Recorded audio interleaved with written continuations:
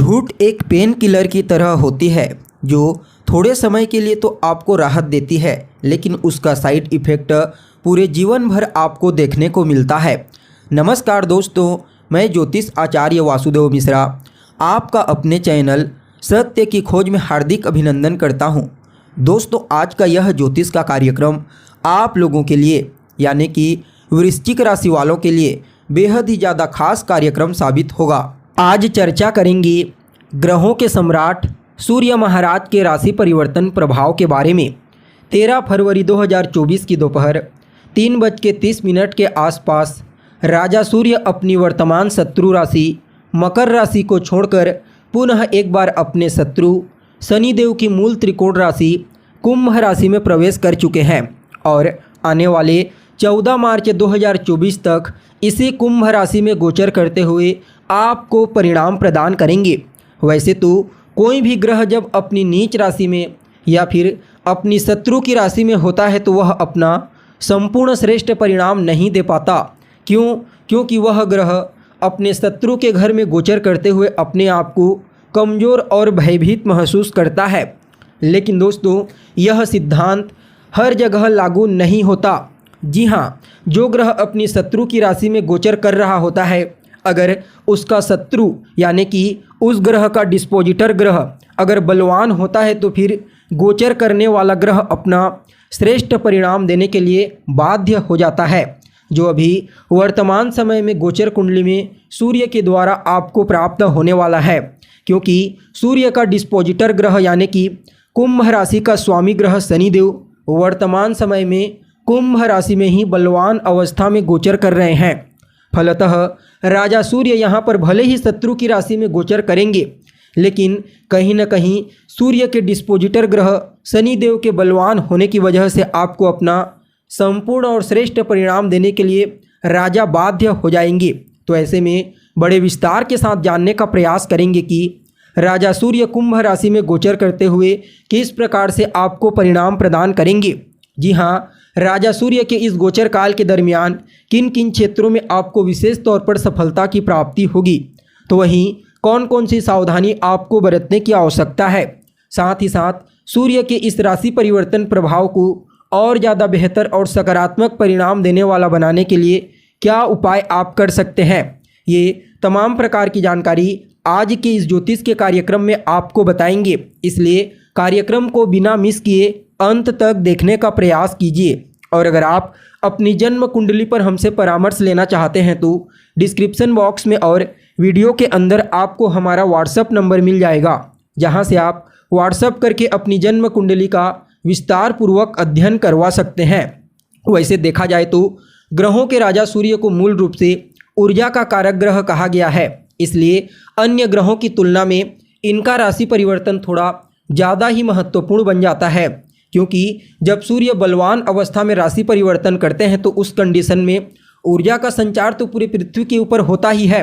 साथ ही साथ सूर्यदेव को मान सम्मान, पद प्रतिष्ठा, प्रसिद्धि, सफलता, ऊंचाई, समाधान, सरकार और पिता का भी कारक ग्रह माना गया है। तो ऐसे में सूर्य जब राशि परिवर्तन करते हैं बलवान अवस्था में तो इन सभी क्षेत्रों को प्रभावित करते हैं। जी हाँ, अगर सूर्य बली होते हैं तो उस कंडीशन में जातक को मान सम्मान, पद प्रतिष्ठा, प्रसिद्धि की तो प्राप्ति होती ही है। साथ ही साथ सरकार के साथ और पिता के साथ उसके तालमेल बेहतर होते हैं और उस जातक को अपने कार्य क्षेत्र में विशेष रूप से सफलता की प्राप्ति होती है। और अगर कहीं उसके जीवन में कोई समस्या आती है तो उसका समाधान उसके पास पहले से मौजूद होता है। इसलिए सूर्यदेव का बलि होना बेहद ही ज़्यादा आवश्यक माना जाता है, तभी जाकर के वह अपना संपूर्ण और श्रेष्ठ परिणाम दे पाते हैं, अन्यथा उनकी वजह से बहुत सारी तकलीफ़ें होने लगती है। तो ऐसे में वर्तमान समय में सूर्यदेव बलवान अवस्था में गोचर करेंगे तो इनका सर्वश्रेष्ठ परिणाम आपको देखने को मिलेगा। देखा जाए तो आप लोगों के लिए यानी कि वृश्चिक राशि वालों के लिए सूर्य महाराज आपके 10वें भाव के स्वामी बनते हैं और इस समय इनका जो राशि परिवर्तन हुआ है यह आपकी कुंडली के 4th भाव में हुआ है। जी हाँ, अभी तक सम्राट सूर्य आपकी कुंडली के 3रे भाव में गोचर कर रहे थे, लेकिन 13 फरवरी 2024 को 3रे भाव से निकलकर 4th भाव में गोचर करना प्रारंभ कर चुके हैं और आने वाले 14 मार्च 2024 तक इसी चतुर्थ भाव में गोचर करते हुए शनि के साथ युति संबंध बना करके और देवगुरु बृहस्पति के साथ तीसरे 11वें लाभ का कॉम्बिनेशन बना करके गोचर करेंगे और अपनी पूर्ण सप्तम दृष्टि से अपने ही घर यानी कि दसम भाव को दृष्टिगोचर करेंगे। तो ऐसे में सम्राट सूर्य का यह गोचर काल आपके लिए कुछ मामलों में श्रेष्ठ परिणाम प्रदायक साबित होगा। जी हाँ, चतुर्थ भाव किस चीज़ का होता है? तो मूल रूप से चतुर्थ भाव आपके सुखों का होता है, चाहे वह भौतिक सुख हो या फिर मानसिक सुख। आप समझ सकते हैं कि चतुर्थ स्थान आपके सभी प्रकार के सुख सुविधाओं को बताता है, साथ ही साथ आपकी मनोदशा और कहीं ना कहीं रिश्तों में यह आपकी माता का प्रतिनिधित्व करता है। तो ऐसे में सूर्य का चतुर्थ भाव में गोचर करना, एक अग्नि तत्व के ग्रह होते हैं, फलतः माता के साथ रिश्तों में कुछ कमजोरी आपको महसूस हो सकती है। इस समय आपकी मनोदशा हालांकि स्थिर तो रहेगी, लेकिन अग्नि तत्व से प्रभावित होकर के थोड़ा सा उग्र स्वभाव धारण कर लेगी। देखा जाए तो सूर्य महाराज चतुर्थ भाव में गोचर करते हुए अपनी पूर्ण सप्तम दृष्टि से अपने ही घर दसम भाव को देखेंगे।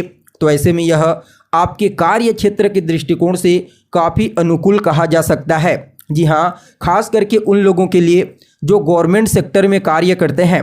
अगर आप गवर्नमेंट सेक्टर में कार्य करते हैं तो समझ जाइए सूर्य के इस गोचर काल के दौरान आपको अपने कार्य क्षेत्र में विशेष रूप से सफलता की प्राप्ति होगी और लंबे समय से आप गवर्नमेंट जॉब के लिए प्रयत्नशील हैं तो भी आपको इस गोचर काल के दौरान कोई गुड न्यूज़ की प्राप्ति हो सकती है, जिससे आपके मन में प्रसन्नता की भावना देखने को मिलेगी। साथ ही साथ चतुर्थ भाव में गोचर करने वाला सूर्य कहीं ना कहीं आपकी भौतिक सुख साधनों में तो वृद्धि करेगा। जी हाँ, इस समयावधि में भूमि, भवन, मकान, वाहन इनसे संबंधित भौतिक सुख साधनों की प्राप्ति आपको बड़ी मात्रा में होने वाली है, क्योंकि सूर्य का डिस्पोजिटर ग्रह शनिदेव भी चतुर्थ भाव में ही अपने ही घर में बलवान अवस्था में गोचर कर रहे हैं। हालांकि अभी सूर्य के प्रभाव से अस्त हैं, लेकिन आपको बताया जा चुका है सूर्य के प्रभाव से बुध, शनि और शुक्र ये 3 ऐसे ग्रह हैं जो अस्त होने के बावजूद भी इनका प्रभाव हमें देखने को मिलता है। तो ऐसे में शनिदेव को क्षेत्र का कारक कहा गया है और चतुर्थ स्थान क्षेत्र का होता है, फलतः यह आपके लिए भूमि, भवन, मकान, वाहन इनसे संबंधित सुखों में वृद्धि कराने वाला साबित होगा।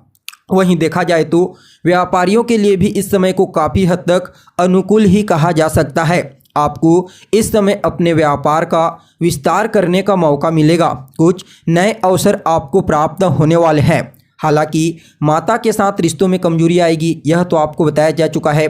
जीवन साथी के साथ भी किसी बात को लेकर के वाद विवाद होने की संभावना दिखाई दे रही है, इसलिए इस समय आपको बातचीत करते समय अपनी वाणी पर, अपने अहंकार पर विशेष रूप से नियंत्रण रखने की आवश्यकता है। हालांकि यह समय आपको विशेष रूप से प्रभावी बनाएगा और जो जातक राजनीति के क्षेत्र में कार्यरत हैं उनके लिए भी सम्राट सूर्य के इस गोचर काल को अत्यंत ही श्रेष्ठ कहा जा सकता है। कुल मिलाकर के आप सभी वृश्चिक राशि वालों के लिए सूर्य का यह गोचर आपके लिए श्रेष्ठ परिणाम प्रदायक साबित होगा। बस रिश्तों के मामले में आपको थोड़ा सावधान रहने की आवश्यकता है।